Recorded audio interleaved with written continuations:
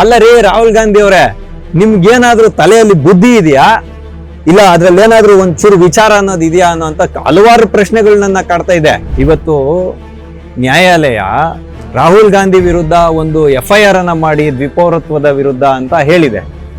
ಅದ್ರ ಬಗ್ಗೆ FIR ಆಗುತ್ತೆ. ಇವತ್ತು ರಾಹುಲ್ ಗಾಂಧಿ ಅವರೇ ಹೇಳುವಂತೆ 160 ಕಿಲೋಮೀಟರ್ ಚದರ ವಿಸ್ತೀರ್ಣ ಹೊಂದಿರುವಂತ ಜಾಗವನ್ನ ಅದಾನಿಗೆ ಮಾರ್ಬಿಡ್ತಾರೆ ಅಂತ ಹೇಳ್ಕೊಂಡು ಇವರು ಬಂಗಾಳದ ಮತ್ತೆ ತಮಿಳುನಾಡಿನ ಚುನಾವಣೆಗಳಿರುವಂತ ಸಂದರ್ಭದಲ್ಲಿ ಹೋಗಿ ನಿಕೋಬಾರ್ ಅಲ್ಲಿ ಇವತ್ತು ವಿಡಿಯೋ ಮಾಡ್ಕೊಂಡು ಸೋಷಿಯಲ್ ಮೀಡಿಯಾದಲ್ಲಿ ಹೇಳ್ಕೊಂತಿದ್ದಾರೆ ಇದೊಂದು ರಾಷ್ಟ್ರ ವಿರೋಧಿ ಯೋಜನೆ ಅನ್ನೋ ರೀತಿಯಲ್ಲಿ ಇವರು ಇವತ್ತು ಮಾತಾಡ್ತಾ ಇದ್ದಾರೆ. ಮತ್ತೆ ಕಚತೀವು ಅಂತ ಹೇಳುವಂತಹ ಒಂದು ವ್ಯೂಹಾತ್ಮಕ ಜಾಗ ರೀ, ಅದನ್ನ ಶ್ರೀಲಂಕಾಗೆ ದಾರಿ ಎರೆದ್ರಲ್ಲ ಇಂದಿರಾ ಗಾಂಧಿ ಅವರು.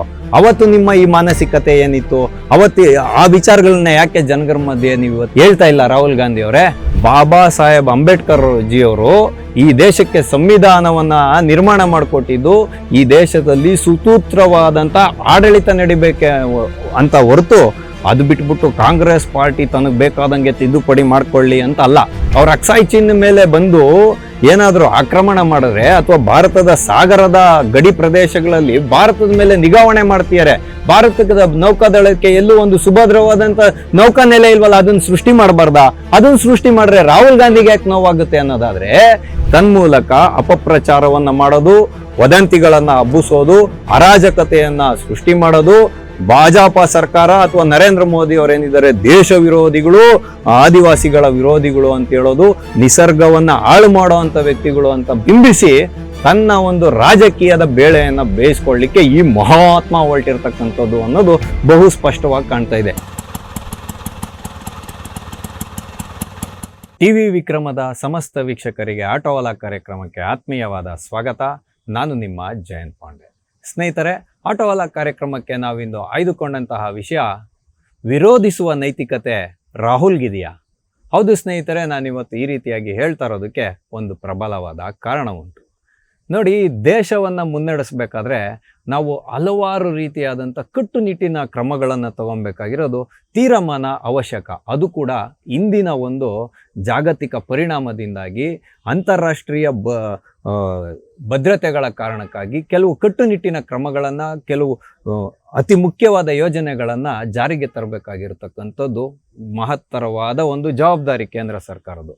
ಆ ನಿಟ್ಟಿನಲ್ಲಿ ಇವತ್ತು ಕೇಂದ್ರ ಸರ್ಕಾರ ಗ್ರೇಟರ್ ನಿಕೋಬಾರ್ ಯೋಜನೆಯನ್ನು ಜಾರಿಗೆ ತಗೊಂಡ್ಬರ್ತಿದೆ.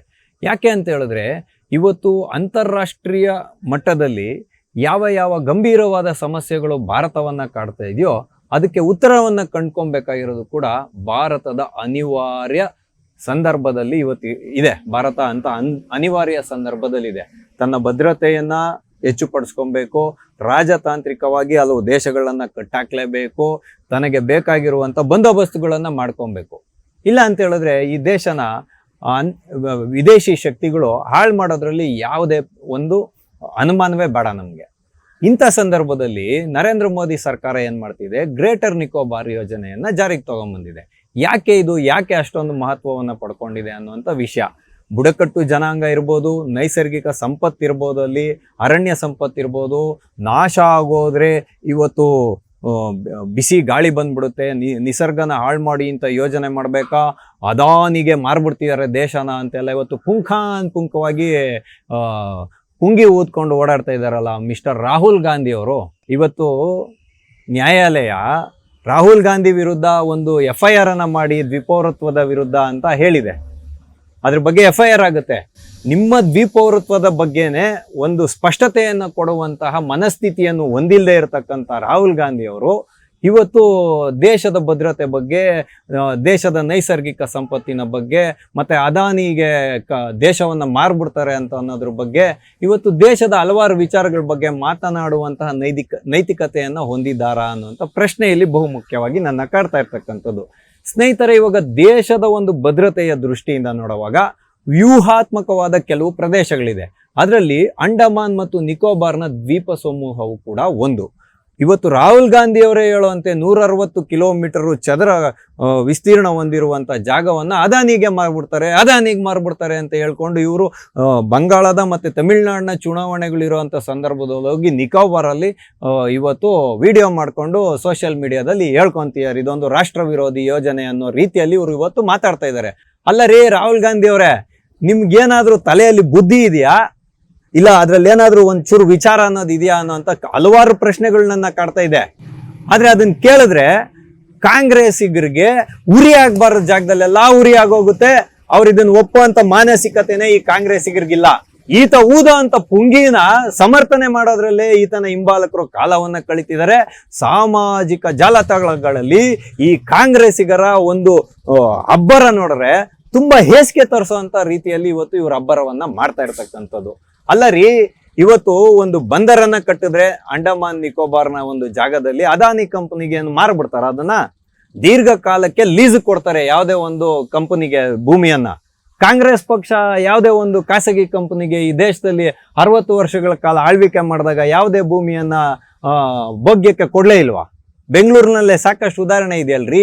₹1 ₹2ಗೆಲ್ಲ ಬೋರಿಂಗ್ ಕ್ಲಬ್ ಇರ್ಬೋದು, ಜೈನ್ ಹಾಸ್ಪಿಟಲ್ ಇರ್ಬೋದು, ಇದನ್ನೆಲ್ಲ ಬರ್ಕೊಟ್ಟಾಗ ಕಾಂಗ್ರೆಸ್ ಪಾರ್ಟಿ ಎಷ್ಟು ಕಿಕ್ ಬ್ಯಾಕ್ ತಗೊಂಡಿತ್ತು ಅನ್ನೋಂಥ ಪ್ರಶ್ನೆನ ಕೇಳ್ಬೇಕಲ್ವಾ? ಅದಾನಿ ಕಂಪನಿಗೆ ಆಗ್ಲಿ ಕಾಂಗ್ರೆಸ್ ಪಾರ್ಟಿ ಯಾವತ್ತು ಯಾವುದೇ ಅನುಕೂಲತೆಗಳನ್ನ ಮಾಡ್ಕೊಟ್ಟಿಲ್ವಾ ಅನ್ನೋಂಥ ಪ್ರಶ್ನೆನ ಕೇಳ್ಬೇಕಲ್ವಾ?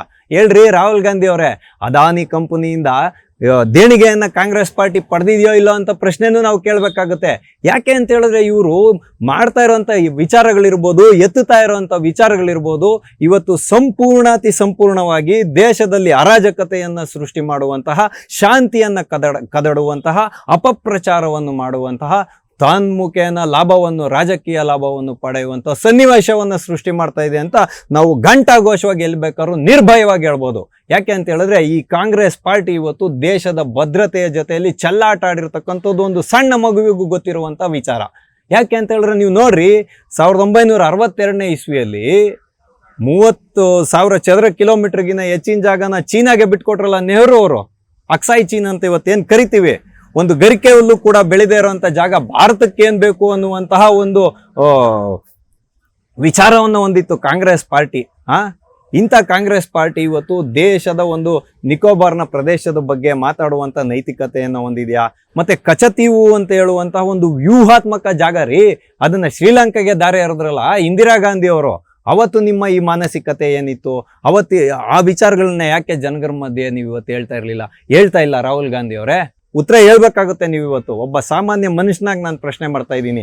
1972ನೇ ಇಸ್ವಿಯಲ್ಲಿ ಜುಲ್ಫಿಕರ್ ಅಲಿ ಭುಟ್ಟೋ ಅವ್ರ ಜೊತೆಯಲ್ಲಿ ಒಪ್ಪಂದವನ್ನ ಮಾಡಿಕೊಂಡು 1971ರ ಬಾಂಗ್ಲಾದೇಶದ ಯುದ್ಧದಲ್ಲಿ ವಶಪಡಿಸ್ಕೊಂಡಂತ ಸಂಪೂರ್ಣ ಸೈನಿಕರನ್ನ ಕೊಟ್ಬಿಟ್ಟು ಕೇವಲ ಗೆದ್ದಿದ್ದಂಥ ಪ್ರದೇಶ 13,000 ಚದರ ಕಿಲೋಮೀಟರ್ ಜಾಗನ ಪಾಕಿಸ್ತಾನಕ್ಕೆ ಬಿಟ್ಕೊಟ್ರಲ್ಲ, ಅವತ್ತು ನಿಮ್ಮ ಕಾಂಗ್ರೆಸ್ ಪಾರ್ಟಿಯ ನೈತಿಕತೆ ಎಲ್ಲೋಗಿತ್ತು ಅಂತ. ಮತ್ತೆ ಈ ಕಾಂಗ್ರೆಸ್ ಪಾರ್ಟಿ ಏನ್ ತಿಳ್ಕೊಂಡಿದೆ ಅಂತ, ಈ ದೇಶದ ಸಂವಿಧಾನವನ್ನ ಯಾರಾದ್ರೂ ಜಾಗೀರ್ ಕೊಟ್ಟಿದ್ದಾರೇನ್ರಿ ಕಾಂಗ್ರೆಸ್ ಪಾರ್ಟಿಗೆ? ಬಾಬಾ ಸಾಹೇಬ್ ಅಂಬೇಡ್ಕರ್ ಜಿಯವರು ಈ ದೇಶಕ್ಕೆ ಸಂವಿಧಾನವನ್ನ ನಿರ್ಮಾಣ ಮಾಡಿಕೊಟ್ಟಿದ್ದು ಈ ದೇಶದಲ್ಲಿ ಸುಸೂತ್ರವಾದಂತ ಆಡಳಿತ ನಡಿಬೇಕೆ ಅಂತ ಹೊರತು ಅದು ಬಿಟ್ಬಿಟ್ಟು ಕಾಂಗ್ರೆಸ್ ಪಾರ್ಟಿ ತನಗೆ ಬೇಕಾದಂಗೆ ತಿದ್ದುಪಡಿ ಮಾಡ್ಕೊಳ್ಳಿ ಅಂತ ಅಲ್ಲ. 1970ರ ದಶಕದಲ್ಲಿ 74ನೇ ಇಸ್ವಿಯಲ್ಲಿ ಎಮರ್ಜೆನ್ಸಿಯನ್ನು ಇರೋದ್ರಲ್ಲಪ್ಪ, ವಿಪಕ್ಷನೆಲ್ಲ ಜೈಲಲ್ಲಿ ಇಟ್ಬಿಟ್ಟು ಅವತ್ತು ನಿಮ್ಮ ನೈತಿಕತೆ ಎಲ್ಲೋಗಿತ್ತು? ದೇಶದ ಕುರಿತಾದ ಭದ್ರತೆಯ ಕುರಿತಾದಂತಹ ಒಂದು ಮಾನಸಿಕತೆ ನಿಮ್ಗೆ ಎಲ್ಲೋಗಿತ್ತು? ನಿಮ್ಮ ಅಧಿಕಾರಗಳನ್ನ ಉಳಿಸ್ಕೊಳ್ಳೋದಕ್ಕಾಗಿ ಸಂವಿಧಾನದಲ್ಲಿ ಬೇಕಾಬಿಟ್ಟಿಯಾಗಿ ತಿದ್ದುಪಡಿಗಳನ್ನ ಮಾಡಿದ್ರಲ್ಲ, ಮಾಧ್ಯಮಗಳನ್ನ ಕತ್ಲಲ್ಲಿ ಕೊಳೆಯುವಂತೆ ಮಾಡ್ರಲ್ಲ, ಹಿಂದೂಗಳಿಗೆ ಸಂತಾನಹರಣ ಚಿಕಿತ್ಸೆ ಮಾಡ್ರಲ್ಲ, ಅವತ್ತು ಕಾಂಗ್ರೆಸ್ ಪಾರ್ಟಿಯ ನೈತಿಕತೆ ಎಲ್ಲೋಗಿತ್ತು ಅನ್ನುವಂಥ ಪ್ರಶ್ನೆ. ಮತ್ತೆ ನಾರ್ತ್ ಈಸ್ಟ್ ಅಂತ ಹೇಳ್ತಾರಲ್ಲ, ಈಶಾನ್ಯ ಭಾರತದಲ್ಲಿ ಕ್ರೈಸ್ತ ಮಿಷನರಿಗಳು ಎಲ್ಲಿ ಬೇಕೋ ಅಲ್ಲಿ ಮನಸೋ ಇಚ್ಛೆಯಾಗಿ ಬುಡಕಟ್ಟು ಜನಾಂಗಗಳನ್ನ ಕ್ರೈಸ್ತ ಮತಕ್ಕೆ ಮತಾಂತರ ಮಾಡಿ any Indian dogs are not allowed into the Nagaland, Tripura, Manipur ಇಲ್ಲೆಲ್ಲಾನು ಬೋರ್ಡ್ಗಳು ಹಾಕಿದಾರಲ್ರಿ. ಭಾರತದ ಯಾವುದೇ ನಾಯಿ ಇಲ್ಲಿ ಬರಬಾರ್ದು ಅಂತ ಹೇಳುವಂತ ಬೋರ್ಡ್ಗಳು ಹಾಕಿದಾಗ ಅದನ್ನು ಪ್ರಶ್ನೆ ಮಾಡುವಂತ ನೈತಿಕತೆ ಕಾಂಗ್ರೆಸ್ ಪಕ್ಷಕ್ಕೆ ಇರ್ಲಿಲ್ವಾ ಅಂತ ಪ್ರಶ್ನೆ ನಾವು ಕೇಳ್ಬೇಕಾಗುತ್ತೆ. ಇವತ್ತು ಮಣಿಪುರದ ವಿಷಯವನ್ನು ಮಾತನಾಡುವಂತಹ ಈ ಮಹಾತ್ಮ ರಾಹುಲ್ ಗಾಂಧಿ ಕುಕಿ ಜನಾಂಗಕ್ಕೆ ಮತಾಂತರ ಆಗಿದಾರಲ್ಲ ಬುಡಕಟ್ಟವ್ರು, ಅವ್ರನ್ನೆಲ್ಲ ವಾಪಸ್ ಕರ್ಕೊಂಬನ್ನಿ, ಅವ್ರ ಬುಡಕಟ್ಟು ಜನಾಂಗಕ್ಕೆ ವಾಪಸ್ ಕರ್ಕೊಂಬನ್ನಿ. ಆ ಧೈರ್ಯವನ್ನ ತೋರುವಂತ ಶಕ್ತಿ ಈ ವ್ಯಕ್ತಿಗಿದೆಯಾ ಅನ್ನುವಂತ ಪ್ರಶ್ನೆಯನ್ನ ನಾನು ರಾಹುಲ್ ಗಾಂಧಿ ಮುಂದೆ ಇಡ್ತೀನಿ. ಯಾಕೆ ಅಂತ ಹೇಳಿದ್ರೆ ಈತನಿಗೆ ದೇಶ ಸುಭಿಕ್ಷವಾಗಿರುವಂತ ಯಾವ ಒಂದು ಸಂದರ್ಭನೂ ಬೇಕಾಗಿಲ್ಲ. ಈತನಿಗೆ ಬೇಕಾಗಿರತಕ್ಕಂಥದ್ದು ಏನು ಅಂತ ಹೇಳಿದ್ರೆ ಈ ದೇಶದಲ್ಲಿ ಅಶಾಂತಿಯನ್ನ ಸೃಷ್ಟಿ ಮಾಡ್ತಕ್ಕಂಥದ್ದು, ಭಂಗವನ್ನ ತರ್ತಕ್ಕಂಥದ್ದು ಶಾಂತಿಗೆ. ಅದ್ರ ಮುಖಾರ ವದಂತಿಗಳನ್ನ ಹಬ್ಬಿಸಿ ಅಪಪ್ರಚಾರವನ್ನ ಮಾಡಿ ತಾನು ಪ್ರಧಾನಮಂತ್ರಿಯ ಗಾದಿಯಲ್ಲಿ ಕೂತ್ಕೊಬೇಕು ಅನ್ನೋದಷ್ಟೇನೆ ಮೇಲ್ನೋಟಕ್ಕೆ ಕಾಣ್ತಾ ಇರ್ತಕ್ಕಂಥದ್ದು. ಅದಾದಮೇಲೆ ಇನ್ನು ಹಲವಾರು ಬಿಲ್ಗಳನ್ನು, ಹಲವಾರು ಕಾಯ್ದೆಗಳನ್ನು ಜಾರಿಗೆ ತೊಗೊಂಬಂದಿತ್ತಲ್ಲ ಕಾಂಗ್ರೆಸ್ ಪಾರ್ಟಿ. ಈ ಕಾಂಗ್ರೆಸ್ ಪಾರ್ಟಿಗೆ ನಾನೊಂದು ಪ್ರಶ್ನೆಯನ್ನು ಕೇಳಲೇಬೇಕಾಗುತ್ತೆ. ಯಾಕೆಂದರೆ ಈ ಕಾಂಗ್ರೆಸ್ಸಿಗರು ಇವತ್ತು ಯಾವುದೇ ಒಂದು ಪಕ್ಷ ಆಡಳಿತಕ್ಕೆ ಬಂದಾಗ ಆ ಆಡಳಿತ ಪಕ್ಷಗಳು ಮಾಡೋ ಪ್ರತಿಯೊಂದು ವಿಷಯದ ಬಗ್ಗೆನೂ ಇವರು ವಿರೋಧವನ್ನು ವ್ಯಕ್ತಪಡಿಸ್ತಾರಲ್ಲ. ಹಂಗಂದ್ರೆ ಇವ್ರು ಮಾಡಿದ್ದು ಮಾತ್ರ ಕಾಯ್ದೆ ಕಾನೂನು, ಬೇರೆ ಪಕ್ಷದವ್ರು ಮಾಡಿದ್ದೆಲ್ಲ ಕಾಯ್ದೆ ಕಾನೂನುಗಳೇ ಅಲ್ವಾ? ಅವೆಲ್ಲ ದೇಶ ವಿರೋಧಿ ಆಗಿರ್ತಾವ. CAA ಬಗ್ಗೆ ಎಷ್ಟು ಗಲಾಟೆಯನ್ನು ಮಾಡ್ರಿ, NRC ಜಾರಿಗೆ ತಗೊಂಡ್ಬರ್ತೀವಿ ಅಂದರೆ ಬಿಡಲ್ಲ ನೀವು. ಆದರೆ ನೀವೇ ಮಾಡಿದಂಥ ಹಲವಾರು ಪ್ರಶ್ನೆಗಳಿದೆಯಲ್ಲ. ಇವಾಗ ನೋಡಿ, ರಾಜೀವ್ ಗಾಂಧಿ ಅವರು INS ವಿರಾಟ್ ತಗೊಂಡು ಲಕ್ಷದ್ವೀಪಕ್ಕೆ ರಜೆಗೆ ಹೋಗಿದ್ರು ಅನ್ನುವಂಥ ವಿವಾದ ಏರ್ಪಟ್ಟಿದೆ. ಸ್ಪಷ್ಟತೆ ಏನೇ ಇರ್ಬೋದು, ಆದರೆ ನಿವೃತ್ತ ಸೇನಾ ಅಧಿಕಾರಿಗಳ ಕೆಲವರು ಸ್ಪಷ್ಟತೆಯನ್ನು ಪಡಿಸಿದ್ದಾರೆ ಸಾಮಾಜಿಕ ಜಾಲತಾಣಗಳಲ್ಲಿ. ಆ INS ವಿರಾಟ್ ಏನಿದೆ ಅದರ ಐಡ್ಲಿಂಗನ್ನು ಇಡಲಿಲ್ಲ ಅಂದರೆ, ಇಂಜಿನನ್ನು ಸಂಪೂರ್ಣ ಐಡ್ಲಿಂಗ್ನಲ್ಲೇ ರನ್ನಿಂಗ್ ಮಾಡಿ ಇಟ್ಟಿದ್ರೆ ಆ ಇಂಜಿನ್ಗೆ ಹೊಡೆತ ಬೀಳುತ್ತೆ. ಹಾಗಾಗಿ ಅದನ್ನು ಆಫ್ ಮಾಡ್ತೀವಿ ಅಂದರೂ ಕೂಡ ಪರ್ಮಿಷನ್ ಕೊಡಲಿಲ್ಲ ಅಂತ ಇವತ್ತು ಸಾಮಾಜಿಕ ಜಾಲತಾಣಗಳಲ್ಲಿ ಅವೆಲ್ಲ ಫೋಟೋಗ್ರಾಫ್ಸ್ ಲಭ್ಯ ಇದೆ. ಜನಗಳು ಅದನ್ನು ನೋಡಬೇಕು. ಅವಾಗ ಏನು ನೈತಿಕತೆಯನ್ನು ಕಾಂಗ್ರೆಸ್ ಪಾರ್ಟಿ ದೇಶದ ಪರವಾಗಿ ಹೊಂದಿತ್ತು ಅನ್ನುವಂಥ ಪ್ರಶ್ನೆ ಇದೆ. ಮತ್ತು ಇನ್ನೂ ಬಹುಮುಖ್ಯವಾಗಿ ನಾವಿಲ್ಲಿ ಕೇಳಬೇಕಾಗಿರುವಂಥ ಪ್ರಶ್ನೆ, ನಿಕೋಬಾರ್ನ ಬುಡಕಟ್ಟು ಸಮುದಾಯವನ್ನೇನು ನಾಶ ಮಾಡಿಬಿಡುತ್ತಾ ಕೇಂದ್ರ ಸರ್ಕಾರ? ಅವ್ರಿಗೆ ಅಂತ ನಿರ್ದಿಷ್ಟ ಪ್ರಮಾಣವಾದಂಥ ಜಾಗವನ್ನು ಇಡ್ತಾರೆ, ಅವ್ರಿಗೆ ಮೀಸಲಿಡ್ತಾರೆ. ಇನ್ನು ಉಳಿದಂಥ ಜಾಗದಲ್ಲಿ ಪ್ರವಾಸೋದ್ಯಮಕ್ಕೆ ಉತ್ತೇಜನವನ್ನು ಕೊಡ್ತಾರೆ. ಒಂದು ವ್ಯೂಹಾತ್ಮಕ ಜಾಗದಲ್ಲಿ ಇವತ್ತು ಭಾರತ ಯುದ್ಧ ನೌಕೆಯನ್ನು ಹೊಂದಿದೆ, 2 ಯುದ್ಧ ನೌಕೆಗಳನ್ನು ಹೊಂದಿದೆ. ಅದನ್ನು ಅಲ್ಲಿ ಆಯಕಟ್ಟಿನ ಜಾಗದಲ್ಲಿ ಇಡ್ತಾರೆ. ಎಲ್ಲಿ? ಗ್ರೇಟರ್ ನಿಕೋಬಾರ್ನಲ್ಲಿ ಒಂದು ನೌಕಾದಳದ ಸೇನಾ ನೆಲೆಯನ್ನು ಮಾಡ್ತಾರೆ. ತನ್ಮುಖೇನ ಚೀನಾವನ್ನು ನಿಯಂತ್ರಣದಲ್ಲಿಡ್ತಾರೆ. ಯಾಕೆ ಅಂತ ಹೇಳಿದ್ರೆ ಇವತ್ತು ಚೀನಾ ಹೊಂದಿರತಕ್ಕಂಥ ಕುಟಿಲ ನೀತಿಗೆ ನಾವು ರಾಜತಾಂತ್ರಿಕವಾಗಿ ಉತ್ತರವನ್ನು ಕೊಡಲೇಬೇಕಲ್ಲ. ಅವ್ರ ಅಕ್ಸಾಯ್ ಚೀನ್ ಮೇಲೆ ಬಂದು ಏನಾದರೂ ಆಕ್ರಮಣ ಮಾಡಿದ್ರೆ ಅಥವಾ ಭಾರತದ ಸಾಗರದ ಗಡಿ ಪ್ರದೇಶಗಳಲ್ಲಿ ಭಾರತದ ಮೇಲೆ ನಿಗಾವಣೆ ಮಾಡ್ತಿದ್ದಾರೆ. ಭಾರತದ ನೌಕಾದಳಕ್ಕೆ ಎಲ್ಲೂ ಒಂದು ಸುಭದ್ರವಾದಂಥ ನೌಕಾ ನೆಲೆ ಇಲ್ವಲ್ಲ, ಅದನ್ನು ಸೃಷ್ಟಿ ಮಾಡಬಾರ್ದಾ? ಅದನ್ನು ಸೃಷ್ಟಿ ಮಾಡಿದ್ರೆ ರಾಹುಲ್ ಗಾಂಧಿಗೆ ಯಾಕೆ ನೋವಾಗುತ್ತೆ ಅನ್ನೋದಾದರೆ, ಇವರು ಚೀನಾದ ಕಮ್ಯುನಿಸ್ಟ್ ಪಾರ್ಟಿಯೋ ಅಥವಾ ಚೀನಾದ ಸರ್ಕಾರದ ಜೊತೆಯಲ್ಲಿ ಒಂದು ರಹಸ್ಯವಾದ ಒಪ್ಪಂದವನ್ನು ಹೊಂದಿದ್ದಾರೆ ಅಂತ ಅನುಮಾನ ಇದೆ. ಅದರದ್ದು ಫೋಟೋಗ್ರಾಫ್ಸ್ನ ನೀವು ಗೂಗಲ್ ಸರ್ಚ್ ಮಾಡಿದ್ರೆ ಸಾಕು, ಸಿಗುತ್ತೆ, ಎಲ್ಲರೂ ನೋಡ್ಬೋದು. ಏನು ನಿಮಗೆ ಕೆಲಸ? ಮತ್ತೆ ರಾಜತಾಂತ್ರಿಕ ವ್ಯಕ್ತಿಗಳ ಜೊತೆಯಲ್ಲಿ ಈ ದೇಶದಲ್ಲಿ ಯಾವುದೇ ಅಧಿಕಾರ ಇಲ್ಲದೆ ಇರತಕ್ಕಂಥ ರಾಹುಲ್ ಗಾಂಧಿ ಕೆಲವು ಸಂದರ್ಭಗಳಲ್ಲಿ ಅವ್ರ ಜೊತೆಯಲ್ಲಿ ಮಾತುಕತೆಯನ್ನು ನಡೆಸಿದ್ರಲ್ಲ ಇತ್ತೀಚಿನ ವರ್ಷಗಳಲ್ಲಿ. ಅದರ ಇಂದಿನ ರಹಸ್ಯ ಏನು ಅಂತ ನಾವು ಪ್ರಶ್ನೆ ಕೇಳ್ಬೋದಲ್ಲ. ಮತ್ತೆ ಈಗ ಕಾಂಗ್ರೆಸ್ ಪಾರ್ಟಿ ಯಾವ ನಿಲುವನ್ನು ಹೊಂದಿದೆ? SIR ಮಾಡಬಾರ್ದಂತಾರೆ, ಕ್ಷೇತ್ರ ಪುನರ್ವಿಂಗಡಣೆ ಮಾಡಬಾರ್ದಂತಾರೆ, ಮಹಿಳಾ ಮೀಸಲಾತಿ ಬಿಲ್ಲನ್ನು ಜಾರಿಗೆ ತಗೊಂಬರ್ಬಾರ್ದು ಅಂತಾರೆ. ಹಾಗಾದರೆ ನೀವೆಲ್ಲ ಇದ್ದಾಗ ನಿಮ್ಮ ಮುತ್ತಾತನವರ ಕಾಲದಲ್ಲಿ SIR ಆಗಿಲ್ವಾ? ಕ್ಷೇತ್ರ ಪುನರ್ವಿಂಗಡಣೆ ಆಗಿಲ್ವಾ? ನಿಮ್ಮ ಅಜ್ಜಿಯವ್ರ ಕಾಲದಲ್ಲಿ SIR ನಡೆದೇ ಇಲ್ವಾ? ಕ್ಷೇತ್ರ ಪುನರ್ವಿಂಗಡಣೆ ನಡೆದೇ ಇಲ್ವಾ? ನಿಮ್ಮ ತಂದೆಯವ್ರ ಕಾಲದಲ್ಲಿ SIR ನಡೆದೇ ಇಲ್ವಾ? ಹೇಳ್ರಿ ರಾಹುಲ್ ಗಾಂಧಿ ಅವರೇ. ಇವತ್ತು ಮತಯಂತ್ರಗಳ ಬಗ್ಗೆ ವಿವಾದವನ್ನು ಸೃಷ್ಟಿ ಮಾಡೋರು, ಎಲೆಕ್ಷನ್ ಕಮಿಷನ್ ಚುನಾವಣಾ ಆಯೋಗದ ಮೇಲೆ ಬೊಟ್ಟನ್ನು ಮಾಡೋರು, ಇವರ ಮುತ್ತಾತನ ಕಾಲದಿಂದ ಇವರ ಅಪ್ಪನ ಕಾಲದವರೆಗೂ ಮತ್ತು ಇವಾಗಲೂ ಕೂಡ ಅಧಿಕಾರ ರೂಢದಲ್ಲಿರುವಂಥ ರಾಹುಲ್ ಗಾಂಧಿ ಅವರು ಏನು ಉತ್ತರವನ್ನು ಕೊಡ್ತಾರೆ? ಅವತ್ತ್ಯಾರು ಚುನಾವಣಾ ಆಯುಕ್ತರನ್ನು ನೇಮಕ ಮಾಡಲೇ ಇಲ್ವಾ?